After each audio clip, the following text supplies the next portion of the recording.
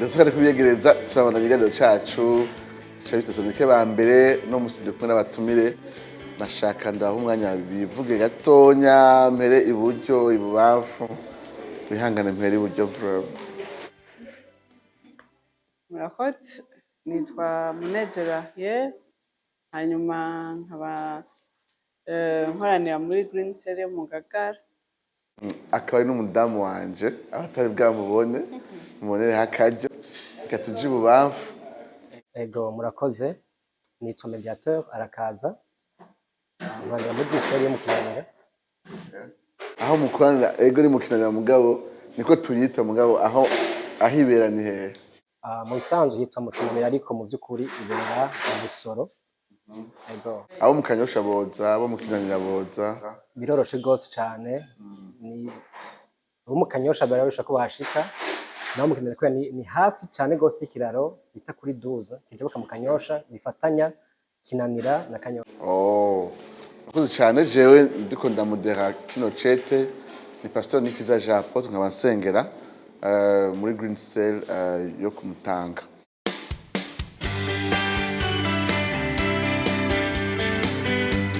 Uno munsi nashaka tuje ku murongo wa mbere muganga Revare aho derukira hano yaradufashije kubona intangamara yagutse ya kino cete ba mbere. Turabona umutima wa kino cete turi kumwe na Mwendata Eric, turafata umwanya mutonya wo kwiyumvira ingene n'ishengero ry'Itesalonike ryavutse n'ikirege kikuje ukuvuga kwa rino shengero. Nashaka rero no munsi twave twinjira kuri murongo wa mbere umeze nka salutation. Tukiri muri salutation nibutsa ariko badukurikirana yuko turiko tuvuga ivyete yari style y'inyandiko abaromani novuga bapopularisé tuyita style épistolaire. Imbere y'abaromani bashobora gusoma muri Bibiliya ukabona ko hariho inyandiko nk'ivyete umwami Artazeruzi yandika amadekre atandukanye, ariko nta gitabo citwa ngo icete biza kugaragara mu isezerano rishasha kubera bifatanye na administration y'abaromani.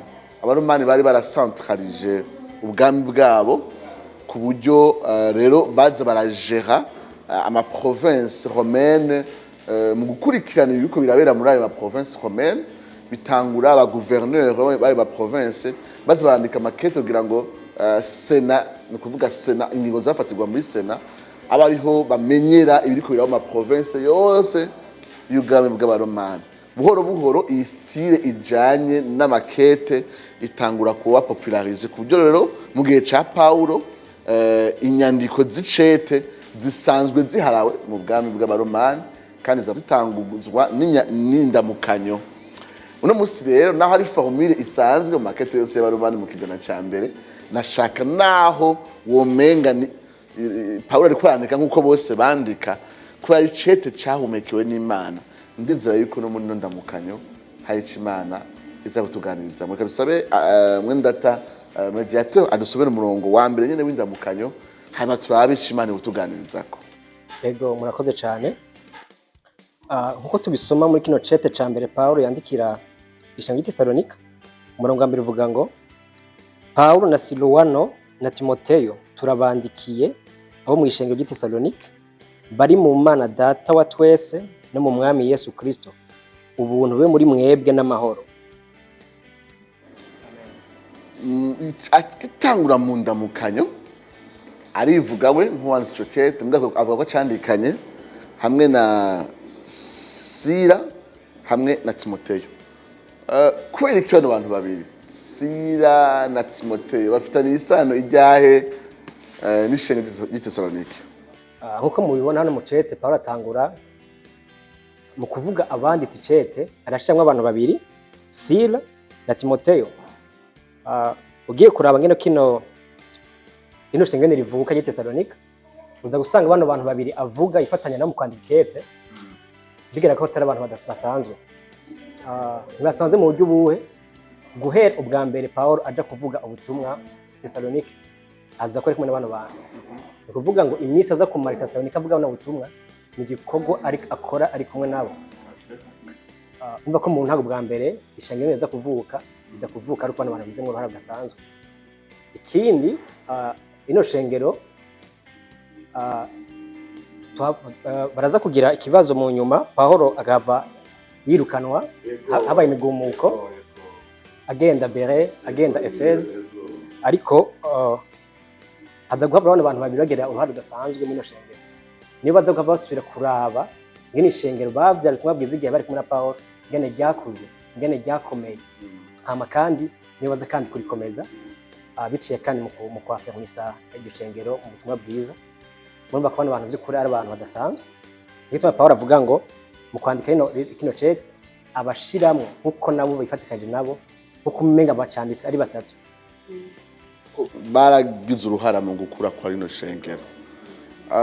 Twiyumvira ingene Imana ikoresha bano bantu Pawulo adahari mugabo Imana igakoresha bano bantu bitwa ngo ni abamufasha igikorwa mugabo batanganya nawe atangana nawe kumenyekana igihagararo ubumenyi ariko Imana ikabakoresha mu gukura kwa rino shengero ku buryo yumva ko arinze abandikira icete ntiyoha gushira ngo bano bantu babiri nibo niryo shengero riyize kandi n'ivyo hava bashimira ko bafise bano bantu babiri babigize mu ruhara runini. Mbega ico bitwigisha kubijanye n'ingene Imana yigenga mu gukoresha abantu turavye ingene ikoresha bano bantu Pawulo adahari mu gukura kwa rino shengero. Ego cane turiga uravye ingene bano bantu Imana ibakoresha rino shengero ubundi womenga umuntu aboneka cane gose ni Pawulo niwe yapfe statut womenga iraruta bano bantu babiri Sila na Timote ariko uravye ingene mu nyuma Pawulo hano hanze kamara iminsi mike cane bavuga nimba ntihenze bavuga amasabato 3 ariko bano bantu baza gusubira mu nyuma bagakomeza no shengero bari bantu umenga niyo abandi muratuguteze ko byinshi bonere ko Imana irafise nk'itoranya abaye abikoresha abo ihitamwe mu gutuma abo yizigiza imirimo yabo na wundi umenga twobona umenga n'umuntu atokoza ibikomeye mwe tokwizeze ko byinshi Imana ishaka kumukoresha ibikomeye ino shingiro ryagize impact ikomeye cyane kandi ugire kubiraba uruhara nini cyane cyane bano bantu bagiye kuri bikomeye.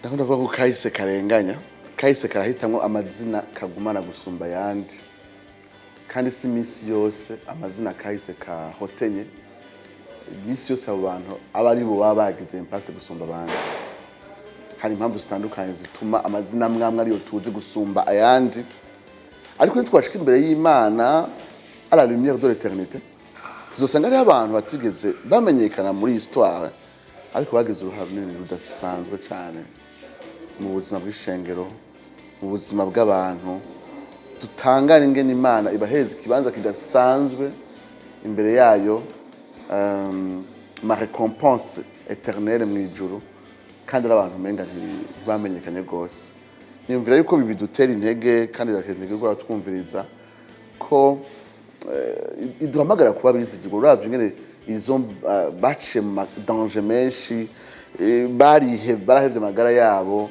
baremera guca muri persecution Pawulo Imana yamurongoye kungururiza ahandi ariko tuzoba tubigarukako ariko nizera yuko iyo tubaye abizigirwa hanyuma tukaba twitegeye kuriha ikiguzi cyayico cyose aho Imana yaduteretse ntaco bitwaye nimba amazina yacu kahise katayasigaranye ariko Imana ibizi ubutame bwacu. Nkamva Paul avuga ati ubutame bwanyu subwusa mu mwami. Turavye kino cete tukakibandanya arahava avuga rino shengero ry'i Tesalonike akarivuga agita ngo ni shengero riri mu Mana Data no mu mwami Yesu Kristo. Ishengero riri mu Mana Data no mu mwami Yesu Kristo.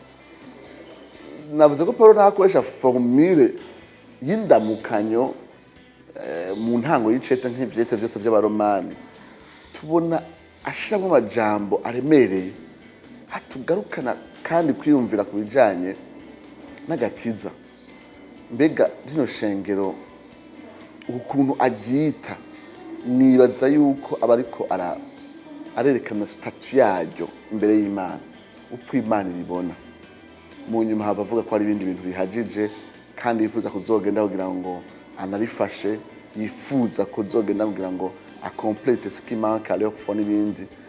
Ariko uyu mugenzo w'uko Pawulo agitangura kwandika makete amanza kubonera abariko barandikira muri Kristo Yesu atabindi bintu aratangura kuraba. Mbega hari ico utwigisha, mbega hari murafise ahandi hantu ubundi burero bw'ahandi hantu Pawulo abikora, hanyuma mu nyuma tuba dufashanye kuraba mbega ibinye bitwigisha iki kubijanye n'ingene dukwiye kubona abandi natwe bw'ingene dukwiye gutahura urugendo rwacu rw'agakiza. Ariko duhere ku buryo busanzwe, mbega hari ahandi hantu Pawulo atangura yandika mugabo akatangura kubonera abera muri statut yabo muri Kristo Yesu ataratangura kuvuga ibi na biriya bigize experience yabo. Koze ku kibazo nk'uko mwaje kubivuga, Pawulo aravuga cyane, arakoresha cyane formule imwe, aguma asubiramwo novuga nk'ibintu bimwe bimwe mu ndamukanyo aho agenda arandika ivyeti. Hariho uko kuntu atangura kuvuga ishengero akariha izina bivanye n'ico Kristo yarigize, atari ntagite izina bivanye n'amakosa bakora canke ngo here ahanura, ariko abanza kuryita izina kanaka bivanye n'ico Yesu yakoze akarigira. Rero turabona mu Bifilipi igice ca mbere atangura aramukanya avuga yuko aramutse Abifilipi abita abera bose muri Yesu Kristo. Ego, hanyuma turabona no mu Baroma igice ca mbere umurongo w'indwi abita abakundwa n'Imana. Sinzi ko ariko mu Ego, abakundwa b'Imana bahamagariwe kuba abera. Ego, bahamagariwe kuba abera. Abikorinto ba mbere igice ca mbere umurongo wa 2 abita ishengero ryejejwe, kandi turavye ivyo ashiramwo indani niryo cete ca mbere avuga amakosa ateye ubwoba, ariko agita ishengero ryejejwe. Sinzi ko arico nabesheho. Ego, hanyuma yo no mu Banyefeso igice ca mbere umurongo wa mbere abita abera n'abizigwa. Aho ni mu Bikolosayi umurongo wa 2 ntabita abera n'abizigirwa. Abanyefeso abita nivyo hose mu Banyefeso no mu Bikolosayi hose. Ego, abera kandi babizi. Ego, ico ni ikigo gikomeye. Sinibaza ko ari kubw'igihamana Pawulo yasanga Moses yatanguye yandika gutyo. Nibaza ko yashaka ko icigwa ca mbere ishengero canke ikintu ca mbere kiranga ishengero baba ari abantu bazi ico bagizwe muri Kristo Yesu, kuko iyo wizeye ico Kristo yakugize, iyo wizeye ico yaguhaye nk'ingabire ivuye ku musaraba, ukakirimbura k'ijoro n'umurango, niyumvira ko ari zo nkomezi umuntu aronka zo kugira ngo anigane kugira ngo ase n'ico kintu. Ko atari ico Kristo yatubwize ntaco twoba turico. Ico turondera cose kubaco nuko twabonye ko Kristo abanje kugira. Je crois aussi que pastoralement Paul yifuza ko batahura ko naho hari ibiko birabananira ntibadefiniza, kuko turakwiye kuza tubibutsanya yuko Pawulo yifuza ko batahura ko leur identité ni ingabire bahawe muri Kristo Yesu. Hanyuma leho eleba c'est pas leur identité, ni ikintu gikeneye gukosorwa, ni urugendo rw'ukwezwa, ni intege nke zibegereza intebe y'ubuntu, ariko si identité yabo ni ukuntu Imana ibabona bitavanye n'ivyo bariko barakora vyiza canke bibi, bivanye n'ico Kristo yakoze ku musaraba. Niyumvira yuko navyo biratuma umuntu adafata ko vya bintu biriko biramugora vyahindutse identité yiwe. Nibaza ko ibintu bava binagaruka bikanamufasha pastoralement, birafasha uwo muntu kumva ko ibiriko biramugora bitamudefinisa, ahubwo uko Imana imudefinisa bikwiye kuza birahindura inyifato ziwe gushikaho progressive, nk'uko bivuga agenda arashushanywa n'ishusho ya Yesu Kristo. nibaza yuko tubigize muri application isanzwe ya buri munsi mbega biratworohera tubonye mwene data hari kuko biramugora ubwa mbere na mbere utagura kumubonera muri Kristo Yesu no mu vyakoretse n'ivy'Imana n'ico Imana yamugize utaratangura kubona vya bindi biriko biramugora mbere nawe ko biragukora ko nimwe musangiye communauté izo nyenge zibe ziragukora ko hari vyakubabaje ariko ubwa mbere na mbere ugatangura kumubonera mu Mana ese biratworohera turavye nyene tubana na bene data biratworohera uwari wese aragisho sinibaza ko ari intambara yoroshe kubera nk'uko woroheje kubivuga mu buzima bwacu bwa minsi yose hari byinshi biguma bitunanira tubona ibitunaniza byinshi tuguma dusanga ari ibyaha kanaka twagumye tugwamwo à la fin de la journée ugiye kwiyumvira ibyo wabayemwo n'ico gicapo umenga ni ibintu bibiri biba bitandukanye rero birasaba ukwizera birasaba mpemu yera kugira ngo abandanye adukonferensa by'ukuri yuko ico ari Imana yatugize twebwe ingene tubona abandi naho bien sûr urumva ko birinze bitugora twebwe urumva abandi hoho bisanzwe bitworohera gukritika bisanzwe byoroha ko tubona abandi amafaye yabo ariko tubona mu by'ukuri Pawulo ari umupasitori mwiza yama abonera ishengero dabo arirabiye muri identité rero na twebwe jewe mu buzima bwa minsi yose aho mbaye aho ntuye aho nirigwa hatari necessairement muhira gusa ni ikintu kitunaniza biroroshe cyane gutunga intoki ntibitworohera ariko tuza n'uwo mutima wo kuremesha kwibutsanya abo turi bo kuremeshanya kugira ngo dukomeze kuduzwa mu gushushanya na Kristo mediateur uhuye n'umuntu aguma avuga ico gusa yabaye muri Kristo Yesu hanyuma ukabona yuko ingene abayeho dans l'expérience nasho y'umutwaye kandi akanabivuga ati ntaco bitwaye ukomeze ntaco bitwaye ivyaha nkora ntaco bitwaye intege nke mumbonako jewe nduwera jewe ndagorotse jewe narahariwe jewe naratoranijwe ati ntaco bitwaye ingene mbayeho uwo muntu nta mpungenge yo gutera bibaza ko mu by'ukuri umuntu afise imvugo nk'iyo yemanga ashize amanga yuko yahinduwe muri Kristo Yesu kwagororotse kwatunganye ariko mu by'ukuri ubiravye by'abaye ugasanga ibyo avuga yacitse biserukira mu nyifato yiwe birateye amakenga gose ko mubivuze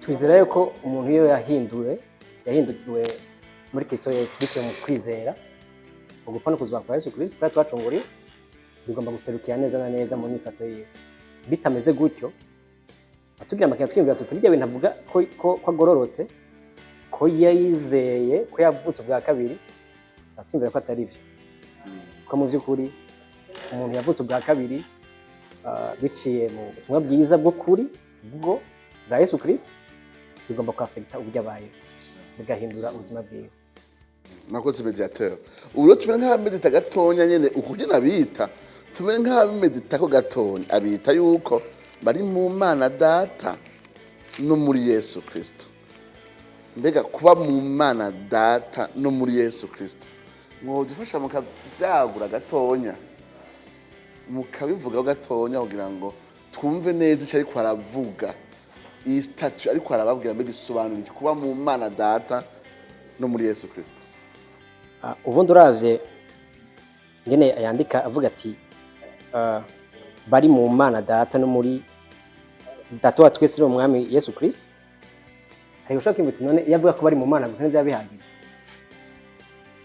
kandi bamenye muzuvuza ko ari umuntu avuze ko ari mu Mana ndasenga Imana bamenye nyene birikwije asenga Imana kandi ari muri ngano Paulo ntafata ibisanzwe kuba muri Yesu Kristo arababaye ko bari mu Mana kandi bare ko bari muri Yesu Kristo nibaza ko ni ibintu bidasanzwe kuko Paulo bwa mbere yazi ko yabwiye ubutumwa bwa Yesu Kristo yabwiye ubutumwa bwa Yesu Kristo yapfuye akazuka hama kandi agomba kubemeza neza araca akarongo akavuga ati muri mu mana mugabo ni uko aba ati ntibyokunda ko muba mu mana mutari muri Yesu Kristo, ni uko Yesu Kristo ari we nzira ibashikana mu mana.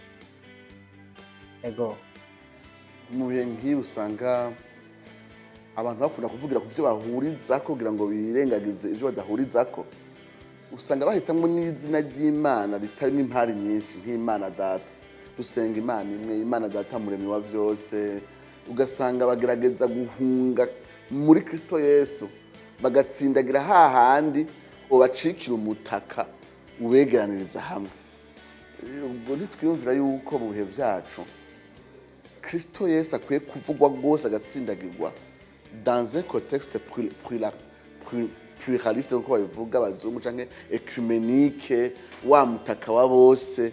Mbega ni gute kuba muri Kristo Yesu garriere bizana iyo radicalisme, iyo exclusivisme, aho kuba muri Data bishobora guhinduka umutaka wegeranya bose tutatandukanije, ariko muri Kristo Yesu ugaca bizana itandukaniro. Nibaza yuko muri rusange Imana Data ni Data wa twese, ni Data w'ibiremwa byose ko niwe yabishizeho. Iyo bavuze ngo Data ni Data by'ukuri mwirema, mugabo kuba twarabyawe bwa kabiri tukinjira mu muryango mushasha, umuryango mushasha aho tuba adopte biciye mu rupfu rwa Yesu Kristo, igitangaza mpemu yera akora mu mitima y'abantu. Umva yuko ni ikindi gikorwa Imana ikorera mu mutima w'umuntu biciye muri Kristo Yesu, nk'uko tuba kujya donc tuba abana b'Imana mu buryo cette fois-ci bwo kubyagwa na mpemu yera biciye mu rupfu rwa Yesu Kristo, niho honyine bishoboka. Tuvuge ko abantu Imana ibereye Data muri rusange mwiremwa, bitobuza yuko ibaturira ibihe byose mu muriro, ariko abantu Imana yabereye Data mu buryo bw'umwihariko kuko yabavyaje nkemu n'ijambo ry'ubutumwa bwiza utubwira urupfu n'ukuzuka bya Yesu Kristo. Abobo bafise ubugingo budashira. Rero kwegera Imana Data nk'umutaka rusange ntibishobora kwiza umuntu urubanza rw'Imana, ariko kwegera Imana Data yaducikiye umuvyeyi kuko igitangaza cyo gucika abana b'Imana muri Kristo Yesu biciye mu kwizera, ibyo ntibishobora kwiza umuntu urubanza rw'Imana. Niba ko dukwiye kubitsindagira mu bihe nk'ibi by'iwacu. Mugana ashaka mwe na Benzetere mumufasha akajambo muri kagarutse kabiri, muri muri eske koko kendika iki muri mbega ko tugenda kiyumvirako muri Data no muri Mwana. Bibaza yuko Pawulo ngira ngo yashatse kwibutsa yuko twagizwe umwe na Kristo mu buryo nyene bwo kugirwa umwe nyene. hari ikizego ca union avec Christ, n'est-ce pas? Ikizego ca communion avec le Père, sivyo? Union avec Christ, dupfana nawe tukazukana nawe kuko ikintu cyose Kristo akoze, nous sommes identifiés à chaque acte de salut Yesu ariko ararangura, tuba turi muri we. Mugabe ivyo bica biduhereza une communion avec Dieu le Père. Urumva hose ijambo muri ni ikintu gikomeye. Muri ni kuvuga ko bitugarura kuri ya majambo akomeye, mbega turi mu Mana. Mene majambo turafite ubusabane n'Imana Data kubwa union avec Christ, ko twashushanijwe n'urupfu n'ukuzuka bya Yesu Kristo. Ibi rero bica bitandukana, nta bunyezini babukihari. Umuntu ashobora kuba muri Kristo, ashaka kuba mu Kristo akaja mu ishengero, mugabira ijambo muri kuko iri jambo uriravye mu isito rya kera riri presque quasi inexistant. Ntuzobona ngo maze ngo Abisirayeli ngo bari mu Mana, ngo maze ngo urabwira Abisirayeli ngo nibube muri je ngo nanje mbe muri mwebwe. Iri jambo muri ni jambo rigaruka inshuro nyinshi mu izoro rishasha kugira ryerekane umugisha wo gusabana n'Imana biciye mu gucika umwe na Yesu Kristo muri vya bikorwa by'agakiza, urupfu no kuzuka bya Yesu Kristo. ibi rero niyumvira ko bizana akanovera gashasha k'ubucuti bwacu n'Imana katari gahari mu isezerano rya kera. Kugira ngo tubwira ngo nimwitondere ivyagezwe vyanje uwitondere ivyagezwe vyanje data azomukunda nanje nzomukunda maze ngo tuzoza muri we tubane nawe. Iyo ngabire y'ubutatu buza kuba muri twebwe natwe tukaba muri Yesu avuga ati data ndasaba ngo bano bantu nk'uko jewe nawe turi umwe ariko nabo baba umwe. Yumva iryo jambo Yesu adusabira ngo tube du participer dans la communion iri entre les personnes de la Trinité. Muri prière sacerdotale adusabira ko dukwiye guparticipa dans une communion iri entre les personnes de la Trinité. Wari kubaza bizera busoro rya kera yavuga ati je ndifuza kuzoba mu isezerano rishasha aho abantu bazoba bafitaniye n'Imana une qualité de vie relationnelle igenda ishushanywa n'ihari entre les personnes de la Trinité. Uca wibaza rero umunsi ubwo baramubajije hari umuntu nkunda cyane yarapfuye yitwa Jerry Bridges, uramwibuka ariko tukiri ma retraite ya mbere ya Sabane twakoresha ibitabo vyiwe. Imbere y'uko apfa bamubaje ati tubwira icizegwa wiyumvira ki le plus négligé mu bantu biyumvira ko bazi ivyizegwa cyangwa dans l'évangélicalisme. Ashavuga ati nicizegwa kijanye na union avec Christ, kandi ndibaza yuko biri mu bintu bivugwa gake cyane kuko bitushiraho un défi dasanzwe sur le plan relationnel, sur le plan expérientiel avec Dieu. Twategeza kuba turiko turabamba. Rero murakoze kuri no jambo rya muri ni jambo rikomeye cyane. Nuko turiko turarangiza ino ndamukanye, sinzi ko mwabonye yuko ariko arangiza ariko abifuriza amahoro n'ubuntu, amahoro n'ubuntu cyangwa ubuntu n'amahoro n'ubuntu n'amahoro. Aya majambo sinzi ko mwatubwira ko na cyane cyane nimba yavuga ahandi hantu cyangwa hari urutonde aguma ayakurikiranya ko ubona ko uciye umvuguruza ati n'ubuntu n'amahoro s'amahoro n'ubuntu cyangwa nabwiye ni peace and love, ariko urumva yabwiye ati ubuntu n'amahoro.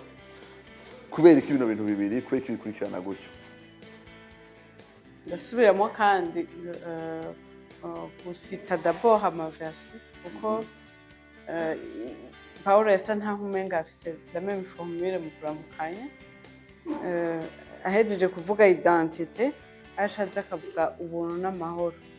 Rero hariho mu Baroma kandi dusubiyemwo umurongo w'indwi havuga ngo ahereza kuri ubuntu n'amahoro. Ego ati ubuntu n'amahoro Mana data n'umwana Yesu. Ego no mu Bikorinto ba mbere naho nyene cya mbere, no mu Bifilipi igice cya mbere umurongo wa 2, Abikolosayi igice cya mbere umurongo wa 2. Ubona gute? Ego Efesiens Abanyefeso igice cya mbere umurongo wa 2, bandare n'Abigalatiya igice cya mbere umurongo wa 3. Umva ndagusanga majorité y'ijete yagenda asubiramwo ubuntu n'amahoro, ubuntu n'amahoro. Kweli umva gute? Mu vyeko bitandukanye Paulo agenda yandikira amashaka atandukanye tubona tanye ano majambo ubuntu n'amahoro, kandi ko twabibonye ko imenga rutonde gereza kubahiriza. Nahigeze avuga ngo mahoro n'ubuntu, agira avuga ngo ubuntu n'amahoro, ubuntu n'amahoro. Nibaza ko atari kwagusa, nibaza ko ari impamvu yumvikana Paulo ageze gukweza n'urutonde atanguza ubuntu n'amahoro. Byumvikana ko mu busanzwe ano mahoro Paulo avuga kino cyonyine cyane cyangwa abifuriza mu mukayi yanduruka gusa muri Yesu Kristo no mu kwizera ubutumwa bwiwe bwiza. N'amahoro kandi by'ukuri ashingiye kuno gusabana bw'uwizera wese na Kristo n'Imana Data, niho dukura buno ano mahoro Paulo avuga. Niyo mpamvu Paulo nabifatanya kandi akerekana ko hano ari isoko ryayo ari buno buntu bwo muri Kristo Yesu. ubuntu n'amahoro amajambo meza turangirije ko ari mu ndamukanyo za Pawulo mugabo atwibutsa ingene ubwansi bwacu hamwe n'Imana kubw'icaha Adamu yakoze twavukiyemo kandi twagendeyemo bikurwaho gusa n'ubuntu bw'Imana aribwo rupfu Yesu ava ku musaraba urutsindanishiriza akazuka kugira ngo dushobore kwemerwa n'Imana, dushobore gusubira mu busabane n'Imana, dushobore kandi kuba abakunzi b'Imana. Ubwo buntu nibwo dushikiriza ayo mahoro. Pawulo akavuga ati nuko nibwo twatsindanishirijwe turafise amahoro ava ku Mana. Abaroma 5:5. Hano turangije ikiganiro cacu aho twari kumwe na Ariel wo muri Green Star yo mu Ngagara Quartier hamwe na mwene data mediateur wo muri Green Star yo mu Kinayo. Nizere yuko mukiri kumwe natwe no muri biganiro bya Intersaloniciens. Murakoze.